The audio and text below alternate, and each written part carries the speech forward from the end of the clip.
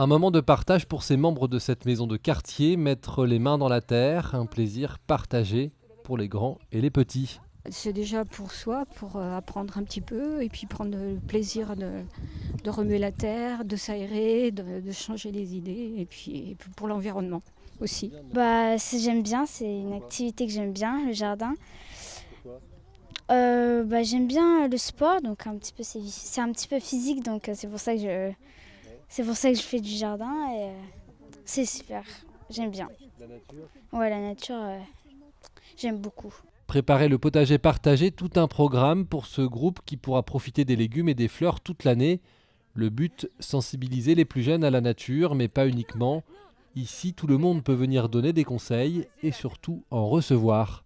C'est le partage, le plaisir de partager des choses de la nature. Voilà.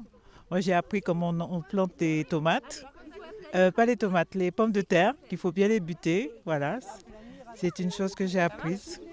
Un travail qui se fait toute l'année, mais le moment le plus important, c'est bien celui-ci où l'on prépare la terre et où l'on lance les premières plantations. Le but quand même des jardins partagés, c'est le lien social, mais c'est aussi sensibiliser à l'environnement, à la nature. Et en fait, aujourd'hui, si on plante, c'est pour la saison, mais c'est aussi parce que c'est plus ludique aussi pour les enfants de semer ou planter. Et puis après, comme ce sont des enfants du quartier, ils verront en fait l'évolution, c'est-à-dire que les pommes de terre, ils vont les voir germer, pousser, et les fleurs de jachère aussi. La maison de quartier du Val d'Ornay à La Roche-sur-Yon organise ses ateliers toute l'année, 2 samedis par mois. Malheureusement, les jardiniers bénévoles se font de plus en plus rares. Avis donc aux amateurs.